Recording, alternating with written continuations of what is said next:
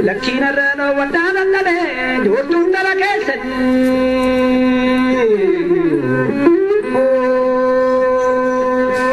ያምቦ ህዝብ አምባገነኑን የወያኔ ካድሬዎችን አዋረደም የወያኔ መንግስት ባምቦስ ያምቦ ህዝብ ሰላማዊ ሰልፍ ወጣ ለማሰኘት ሰራዊቱን ሲቪል አስለብሰው ሰላማዊ ሰልፍ አወጣል ትናንትናም እሁድ ማለት ነው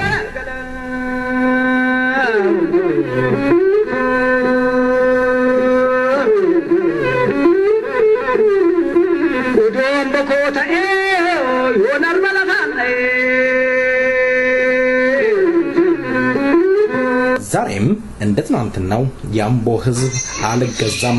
ባይተነቱን እንደቀጠለበት ይገኛል ያምቦ ህዝብ ዛሬም እንደወትሮም እንዳለፉት እንደ 1983 ዓመተ ምህረቱም ወያኔን ክንዱ ያምቦ ህዝብ እየለበለበው እየፈጀው እያቃጠለው ይገኛል ያምቦ ህዝብ በወያኔ ሰራዊት ቢገደልም ዛሬም አልገዛ ባይነቱን ቀጥሎበታል አምቦም ጋፈገልገላም ለፍቱ ገረገላ እውነትም ድምጻዊው ከልቡ ዘፍኗል ዮዳንቲ ከማታኒ ወርመማ ኮጂደጅ ዮሃና ከማታኒ ሚላና ደገጀ ዮዱርማ ከማታኒ ከይና ልጀጅ ዮኒቲ ከማታኒ ይርማ ከሳ ገሉና ወቀልቢ ከማታኒ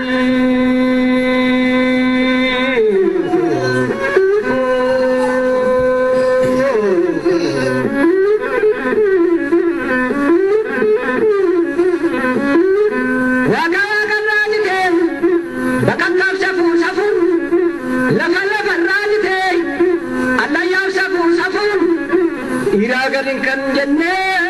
biyambo safu kanorma matamne tabin iraw kura biyambo safu ለባድ ዛሬም አልገዛም ያለው ያምቦ ህዝብ እንደትናንትናው እየታገለም እየወደቀ እንዳለ ምስክር ነው በትናንትናው ዕለት እሁድ ሰላማዊ ሰልፍ እንዲወጣም በወያኔ ካድሬዎች ገዳጅ ቢተላለፍለትም ያምቦ ህዝብ ግን አሻፈረኝ ብሏል ልጆቻችን የተገደሉት በአጋዚንና በግፈኛው የወያኔ ሰራዊት መሆኑን አንክድም ሲሉ ተናግረዋል ኢህአዴግ ግን ሽንፈቱ ስለመረረው አልዋጥ ስላለው ሰራዊቱን ሲቪል አስለብሶ ባምቦ ጎዳና ላይ ሲያሽከረክር እንደነበረ ይነገራል በዚህ ላይ አንዳንድ የኦሮሞ ተወላጆችን እናናግራለን ዛሬ ቄሮ ከኛ ጋር አለ ጣና ይስልኝ ቄሮ አየከም ጅርተን እንግዲህ አንተ ነው በተደጋጋሚ ያናገርኩ ያለሁት ባምቦ እየተነገረ ያለ ነገር አለ ያለኝ መረጃ አለ እውነት ነው ወያኔ ያምቦ ህዝብ ሰላማዊ ሰልፍ እንዲወጣ አስገድዷል እና ደግሞ የሲቪል ልብስ አስለብሶ ሰራዊቱን ያንቀሳቀሰ እንደነበረ እየተነገረ ይገኛል ይሄ ምን አይል እውነት ነው አምቦ ምን ተፈጠረ ሁለት እስኪ ንገረን baay'ee kun waan baay'ee nama ajaa'ibuudha gaa uummanni dhalasaa du'e gadda taa'uu hin dandeenye dhalasaa warra ajjeesirraa gumaasaa fudhachuu hin dandeenye uummanni uummata ajjeesanii ufumaan ajjeesanii uummata boo'icha dhowwanii uummata gadda dhowwanii gadda uummata kanaafis sochii uummanni kun mirga isaa kabachiifachuudhaaf jedhee kallattii garaagaraatiin godhu dura dhaabbachuu irratti kan argamu hiriirri kun marsaa sadaffaadha inni kun marsaa lama asiin fuuldura gaggeeffame jalqaba abbaa duulaadha kan uummata kana irratti erganii abbaan duulaa dhufee dadhabee deebinaan ergasii marsaa lammaffaarratti nama amma ani pirezidaantii naannoo Oromiyaatu fiin jedhu Muktaar Kadiriin kan erganii sanarrattis milkaa'uu didee uummanni balaaleffatee diddaadhaan uummanni kana ofirraa isaan deebisee inni marsaa sadaffaa kun guyyaa kaleessaatti ummata dirqisiisanii baasuudhaaf ni adabamtaa ni hidhamtaa dhawaati sadii baatii jaha horiidhaan adabamtaadhanii ummata kana doorsisa guddaadha kan irra kaa'ame uummanni dirqamaan akka bahu taasifame uummanni keessattuu jiraattonni magaalaa guutummaatti kan isaanii akeeka kana dura dhaabbatanii nuti gadda qabnaa ilmaan keenya dhume akka bineensaa kaleessa gadi nu cirtanii nu jeeftanii dhiiga keenya irra deemaa jirtu reeffa keenya irra deemaa jirtu akka nuti dhala keenya fi saba keenya karaarratti kufillee kaamneen awwaallanni nu gootanii kanaafuu mootummaa kana faana dubbannu kan jedhu uummanni diddaa guddaadha kan uummanni guyyaa kaleessaa itti ture. Egaa kanarraa jarri akkuma barsiifatan namoota saboota afaan qofa danda'an afaan Oromoo qofa dubbachuu kanneen danda'an baadiyyaa garaa Amboo fi naannoo Ambootti argaman irraa walitti qabanii isaaniin fidanii qeesonni illee namne qeesonni ortodoksii namne isaaniin illee fidanii namoota afaan Oromoo isaan hedduun namoota afaan Oromoo dubbachuu hin dandeenyedha. Loltuurraallee baay'inni waraanaa Amboorra jiru akka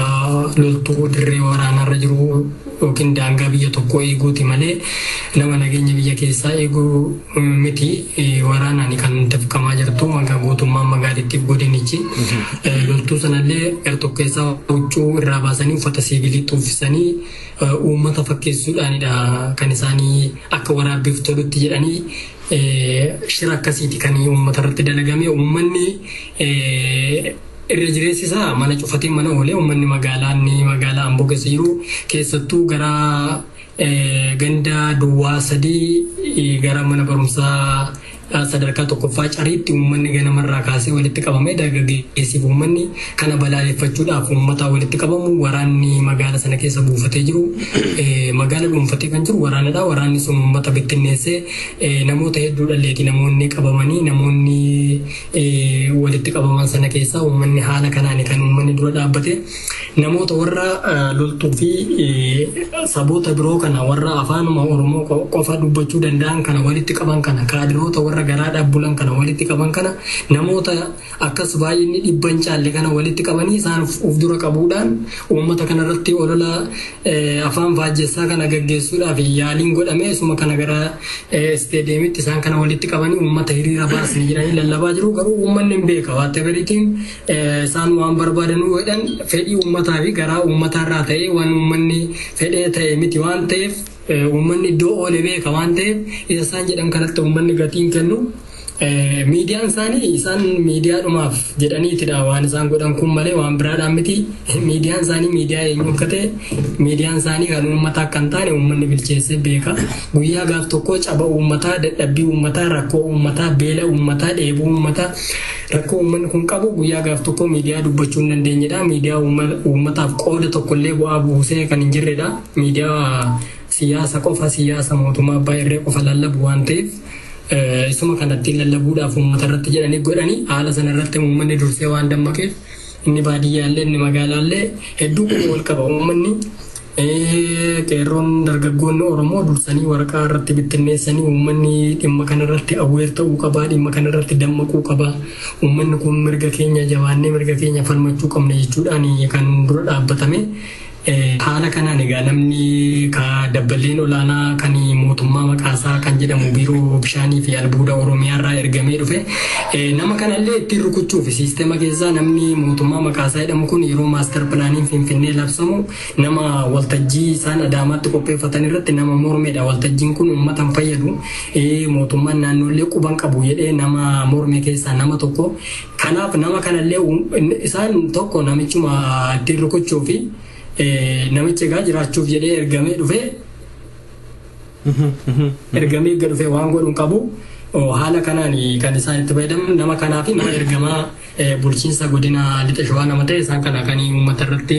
lallabaa turanii namoonni egaa isaanuu dabarsan karaa miidiyaa isaanii namoonni dubbachaa turan illee jireenyi afaan Amaariffaan afaan dubbachaa turan maaliif warra afaan beekullee miti warra aadaa naannoo beekullee miti. Kanaaf qeessota warri dubbachaa turanii inni kun ifa baheera. Sana godhuun isaanii ifatti yeroo gabbaasan ittuma isaan saaxilee hojii hannaa isaan hojjetan shira isaan uummata irratti hojjetan ittuma itti gaafatama jala kan isaan galchudha. እስኪ እንደገለጽከው በስታዲየም ነው ሲደረግ እንደነበረ ነው እየገለጽክ የነበረው። በስታዲየም ውስጥ ሲገለጽ የነበረው ኢህአዴግ መንግስት ምንድን ነበረ ሲል የነበረው ለህዝቡ ወይም ነው የራሱ ሰራዊቶችም ቢሆኑ የሱ ካድሬዎች ሰልፍ ቢወጡም ምንድን ነበረ መልእክት ሲተላለፍ የነበረው? እስኪ መልእክቶቹን ንገረን። isaan kan jedhani kan qaamni fincila gaaffii mirgaa qabatee qaamni fincila diddaa garbummaa irratti geggeessaa jiru hin fudhannu isa kana deeggarru isa kana morminaa isa jedhu kanadha mootummaadhaan deeggaraa yoo jedhanii baasanii itti matanii baasanii dabballoota isaaniiti isa kana akkabatanii baasanii akka afaan isaanii dubbataniif akka waan isaan yaadan akka ajandaa isaanii haasa'anii baasan garuu uummanni inni baay'ee ajandaa sanallee haasa'uu hin dandeenye dubartoonni tokko le akka dubbattu taasisanii dubartoonni nuti dubbatan illee ilmaan keenya du'ee qabeenya keenyatu badee isa dubbatan isaan fuulduratti illee maaliif uummanni akkamitti dhugaan afaan nama qabaa akkatti dubbatan hin qabani nama hudhaa gaasomni ammamuu yoo dhiite dhugaan qallattu sin cittu dhugaan amtu sun xiixxeetu warruma sobuu bahe keessaan xiixxee gabbaatee dubbachaa jirti. Haala kanaan egaa uummanni kan inni ta'e egaa wanti ba'ame sun kan uummanni argee kan nufi isaanis ija namaatti illee waan hin tolle loltuun amma kana baay'atu guyyaa kaleessaa magaala sana ittumaa marfamee dirree waraanaa fakkaata magaalli kan eegamaa ture suuraawwan fi viidiyoon waraabaman jiru isaan kanallee nuti ragaaf sin qaqqabsiisuu dandeenya haala kanaatiin magaalittiin ammallee shororkeeffamaa jirti. እንግዲህ እንዳልከው እኔ አንድ ማቀው ነገር ምንድነው ቄሮ በኦሮሚያ የምትንቀሳቀሱ ቄሮች ለሄንን ስብሰባ የኦሮሞ ህዝብ እንትን እንዳይል ወረቀትም ስትበቱም እንደነበረና ትልቅ ስራ ሲሰሩ እንደነበረ አውቃለሁኝ እንደው የአምቦ ህዝብ በአሁኑ ሰዓት በዚህ ደቂቃ ውስጥ በምን ሁኔታ ላይ እንደው ይኖ አለ ነው ስጋት ውስጥ ይሆን እየታሰረ ሰው ውስጥ አለ No, namoonni hidhaman jiru namoota hedduutu hidhamee egaa namoota loltuudhaan waliin gadi ari'aa ture dargaggeessa magaala keessa waliin gadi ari'aa kan ture waraanadha. Baay'ee waan nama ajaa'ibu uummanni yeroo ammaa kanatti moor waan sochii asiin fuuldura ture olitti of kennee wareegama kaffaluudhaaf itti kan uummanni qophii kan inni gochaa jiru roorroodha waan ta'eef roorroo humnaa oliitu nurratti gaggeeffamaa jira waan ta'eef haalli kun itti fufnee mirga keenya ammallee hin gaafanna ammallee mirga keenya hin falmanna jedhee uummanni haala kanaan kan uummanni murteessaa jiru guyyaa har'aa kana dargaggoonni Oromoo baay'ee jaalatamaaf kabajamaa kan ta'e dargaggoo Galaanaa Nadhaa asiin fuuldura uummata sana keessatti seenaa bal'aa kan qabuu fi uummataan kan jaalatamu nama baroota dheeraa dararamaa ture sammuun isaa akka tuqamu godhanii toorcheriin garaagaraa manadhaa keessatti sarara ga'ee sammuu isaa miidhee kunoo dheengadda kan inni boqotee guyyaa har'aati guyyaan sirna gaggeessaan isaa kan inni godhame uummanni magaalaallee otoo nafiin uummanni baadiyyaallee otoo nafiin finfinneedhaallee finfinnee hamma wallaggaatti uummanni otoo nafiin uummanni yaa'ee sirna awwaalcha isaa irratti aanaawwan naannoo Amboo jiran illee otoo uummanni nafiin sirna sanarratti argame sirna gaggeessaa sanarratti baay'ee waan ajaa'ibaati sin dhageessisuu dandeenya sagalee uummataayyuu waan achirraa waraabne rakkoon jiru. በትንሹ መስማት dhaggeeffachuu dandeessan.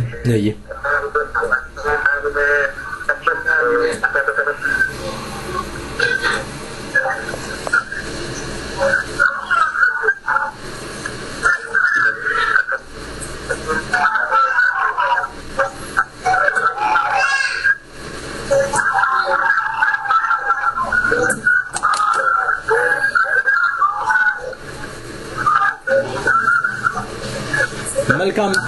እስኪ ድምጹ ጥራት የለውም እሱን እኛ እናገኘዋለን እስኪ አሁን ሌላ ጥያቄ ላክልልህ በሌላ ያምቦ አይነት በሌላ በኦሮሚያ ክልል ሊካሄድ ይችላልና እንደው በተለያየ አካባቢ በተለያየ ዞን ያለው ያምቦ ህዝብ የኦሮሞ ህዝብ ምን ማድረግ አለበት ልክ እንደ አምቦ ምን መፈጸም አለበት ኦኬ hello እሰማሃለሁ ያምቦ ህዝብ እንዳደረገው በተለያየ በኦሮሚያ ክልል ሰላማዊ ሰልፍ ሊያስወጡ ስለሚችሉ የኦሮሞ ህዝብ ምን ይጠበቅበታል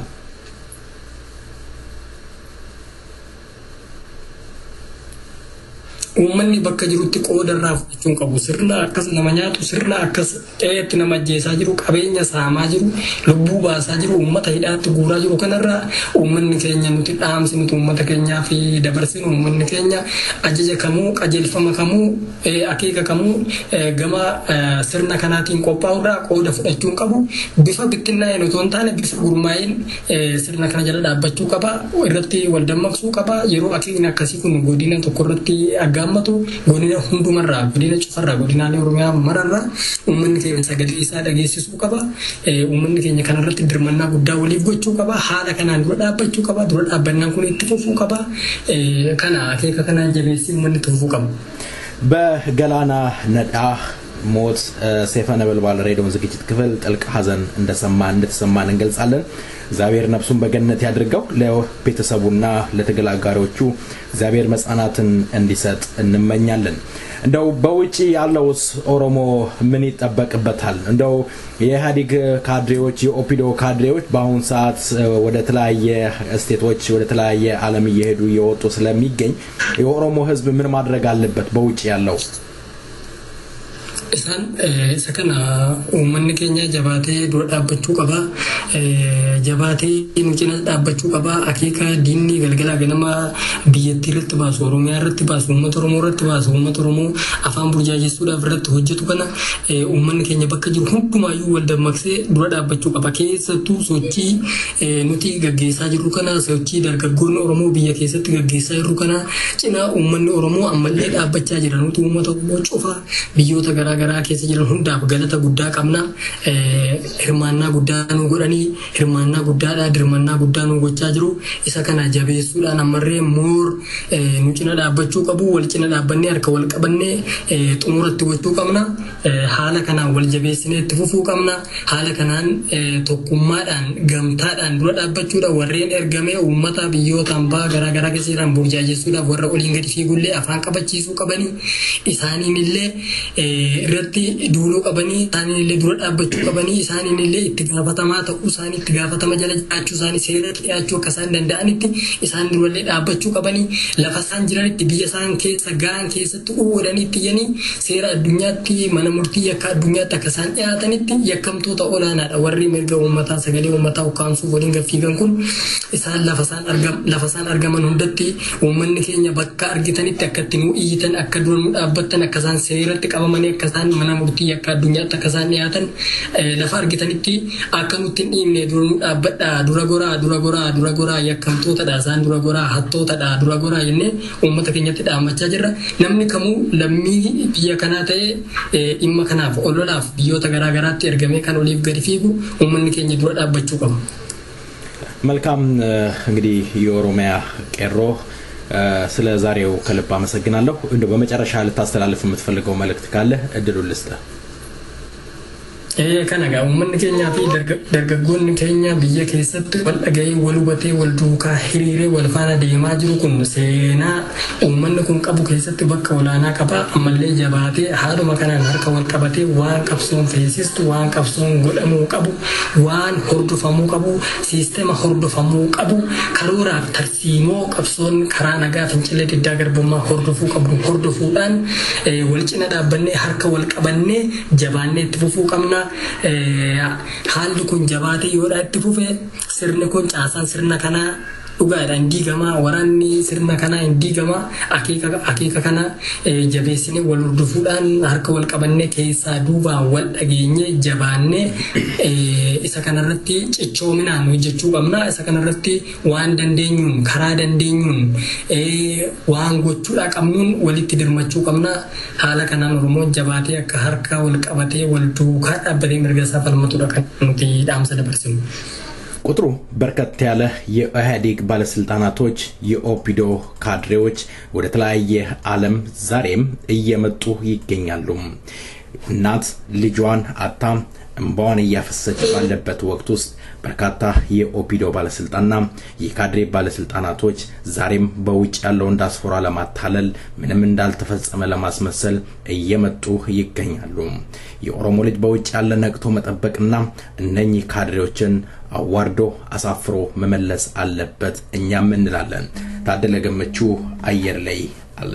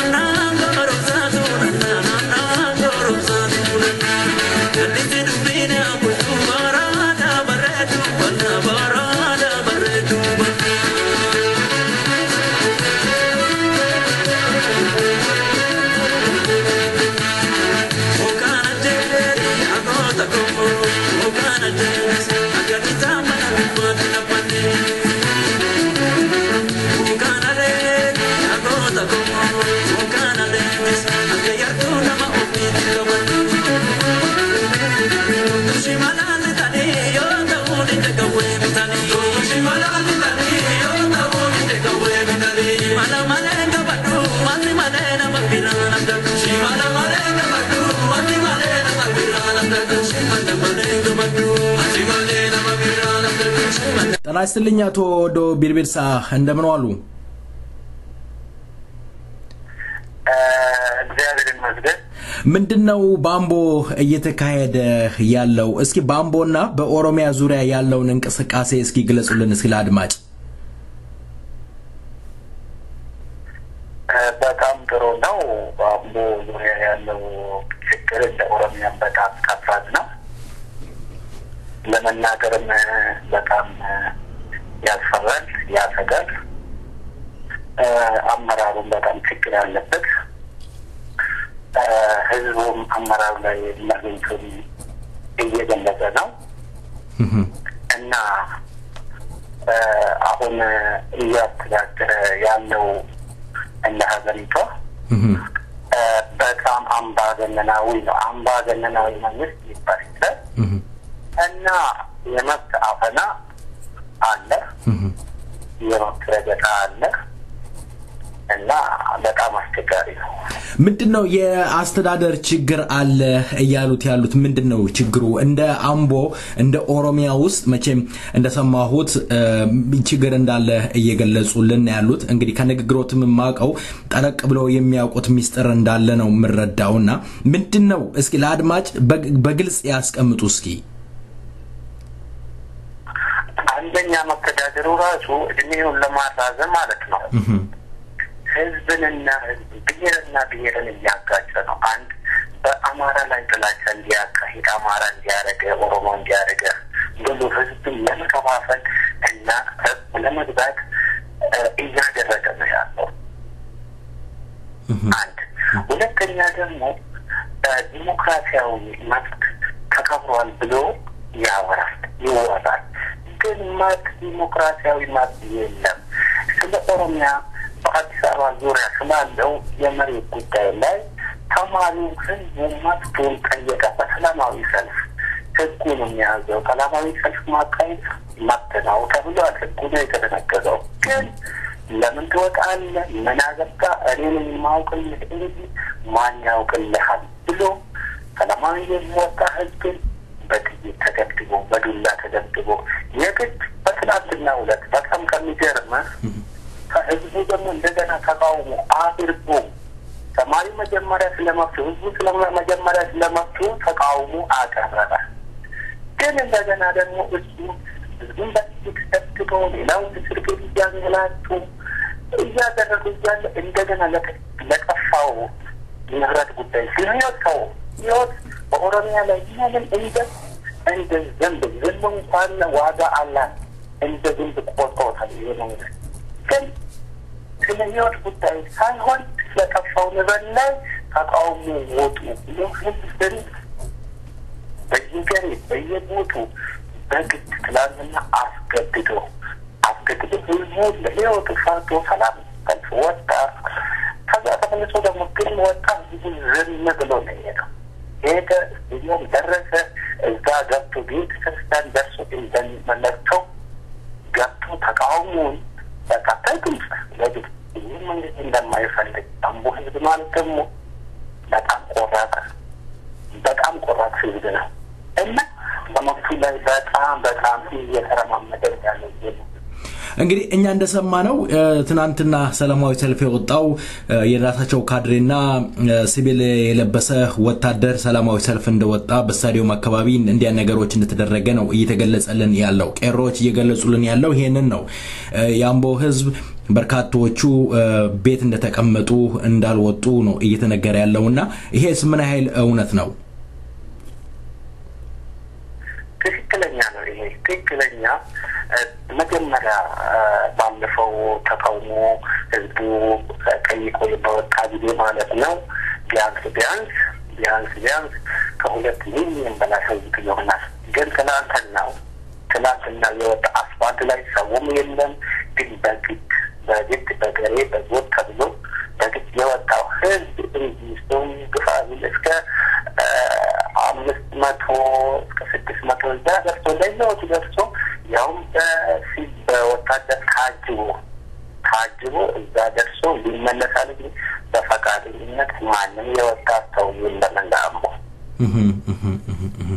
ምንድነው አሁን እንደው ምናልባት እንደው ያምቦ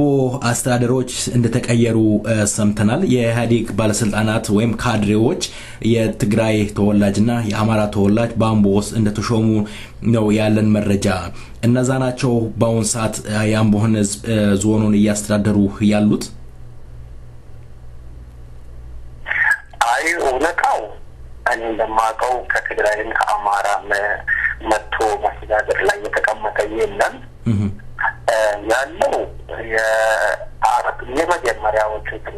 ቦታ ቀያየሩ ያው የኢህአዴግ የወያኔ ፖለቲካ እድሜ ለማራዘም ማለት ሰውን ከቦታ ያነሳል እርምጃ የሚወስድበት ምንም የለም ለህዝቡ የሚያቀርብበት የለም ብትናገር ትታሰራለህ ብትናገር ትደበደባለህ እና የቦታ መቀያየርን እርምጃ የተወሰደባቸው ባለስልጣናትም የሉም ከትግራይ የመጣ የለም ከአማራም የመጣ የለም በጣም አመሰግናለሁ እግዚአብሔር ይስጥልኝ እኔም አመሰግናለሁ ለሚፈልገው ሁሉ ይደውልልኝ መረጃ ትሰጣለህ በጣም አመሰግናለሁ እግዚአብሔር ይስጥልኝ ከልብ አመሰግናለሁ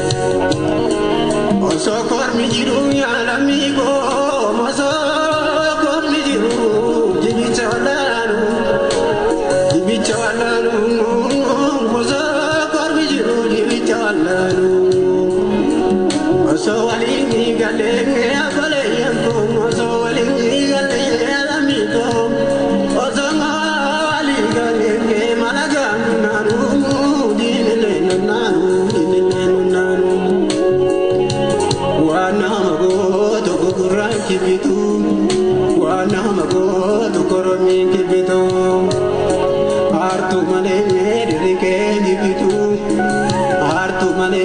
dirike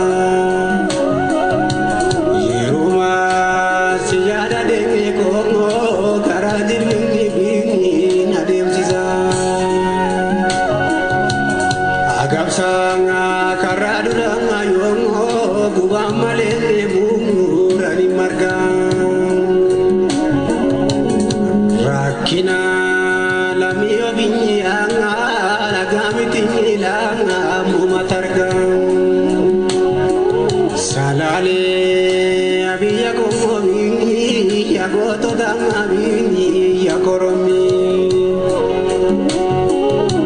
keessa keenya beekanii namaa maaya raamaanuu seeti ormii dubbiin gaafa hammatee gaangaa cabdee ogaan loomoo la seenanii.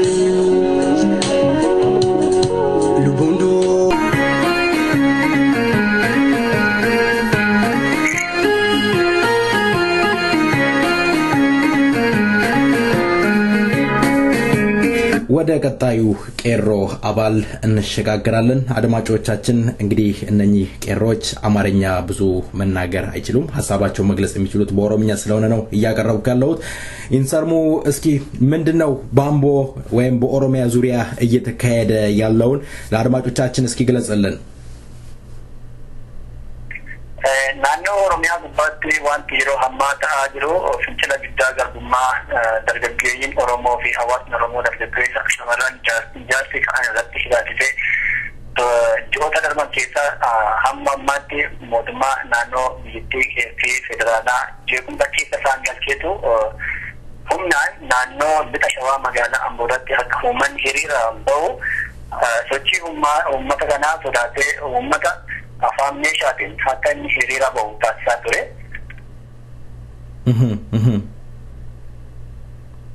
Kun immoo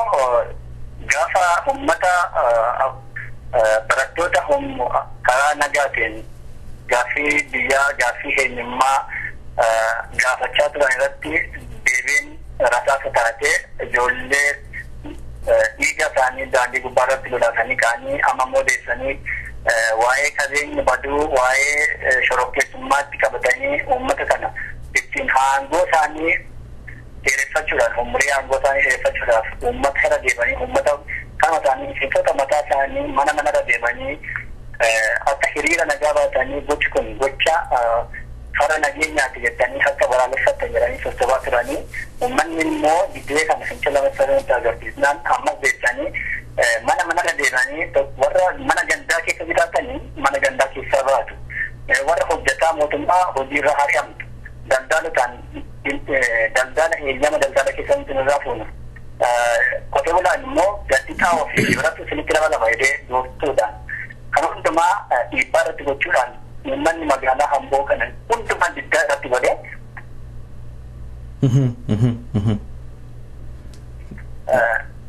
sama keessan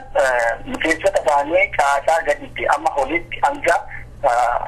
isaan danda'anitti uummanni magaalaa Amboo inni ijoolleellee amma dhangala'ee hin qoorretti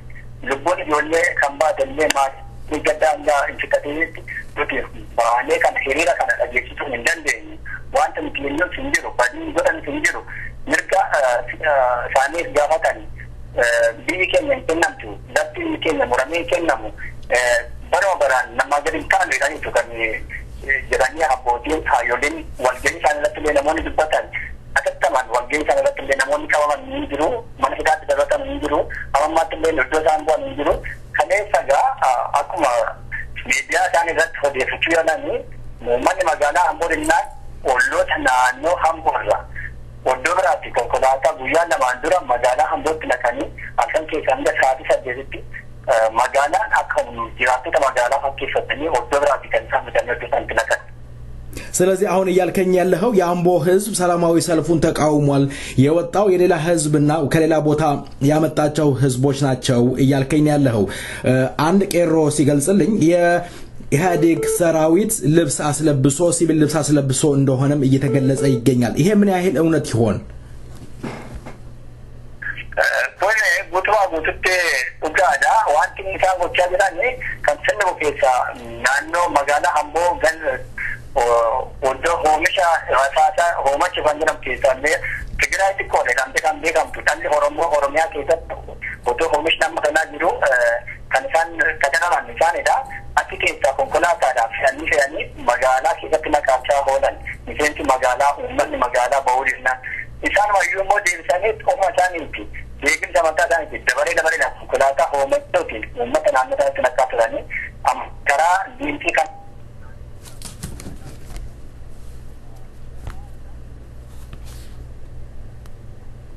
gara magaalaa fidaniitu. Innis illee yeroo ammaa kana kanes mallee gaafiif deebiillee kan itti guutuun biyyattii kan arguutu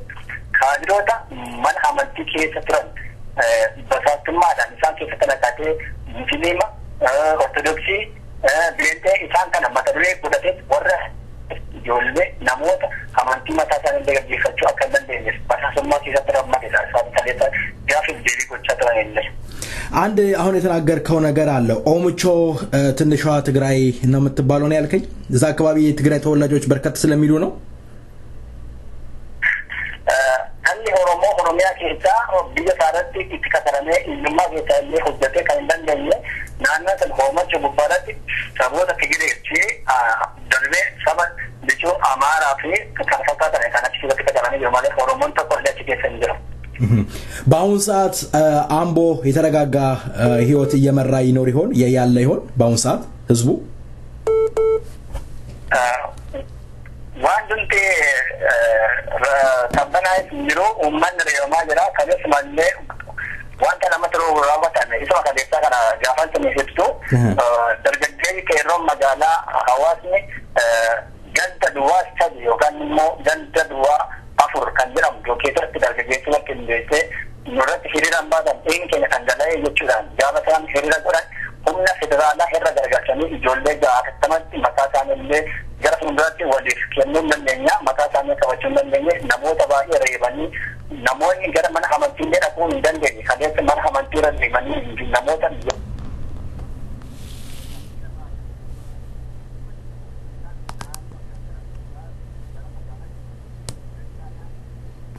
molla kan gurgurru la kenya kennenu jecha jechikigotin kan san serbacha ታይለ ሆምናን ከምባውታኒ አጋሲሰን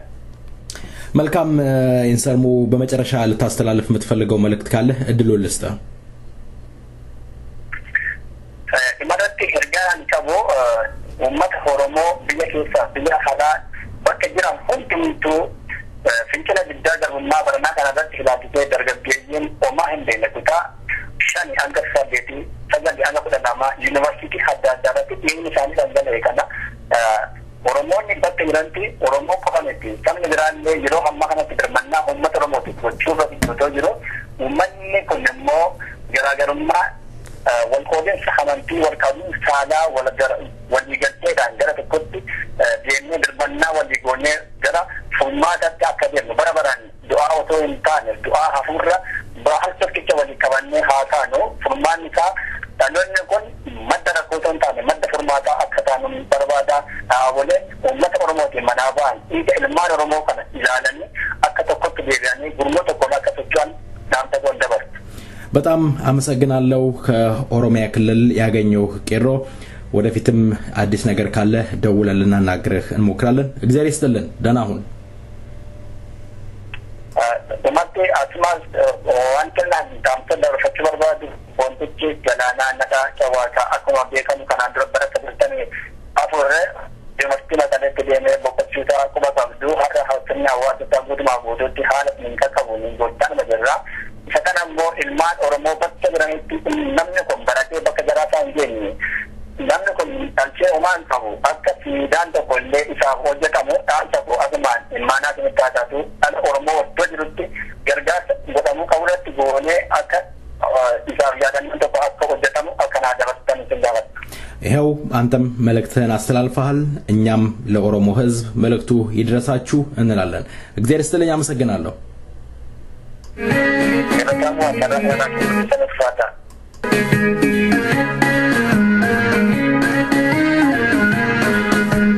Timbaju kami, galana nama jata umani. Timbaju kami, galana nama jata umani. Kami timbaju kami, galana nama jata umani. Timbaju kami, galana nama jata umani. Dukana dubani batati wantundu ni kabra yoma kata etihafati ona du ni ganna dukana dubani batati wantundu ni karba yoma kata etihafati nikema dukani yo bari jala diate boda dechi ilma harati Tini tamate samnille wadala Rororo iti jabatu Oromo lejivne Akamura miriliki itu Mangistu rantole Golin kaye seberetu Itero riftani Agan bitu hedanum nani Nagano legala Malgoda jetambiyani Hangga ibang kaba Hangga isani tutubanu Boko keto tingna Biya gara fatatuanu Yo tufe butani Basin afura jitumani Hechorra sanile Namati doti jitumani Kataba seina Samni mataga kabanani Sarenu eralsa Garati dechitu damnani Itimbacu gamni Karana namanya taumani Itimbacu gamni Karana namanya taumani Gamni itimbacu gamni Karana namanya taumani Itimbacu gamni Karana namanya taumani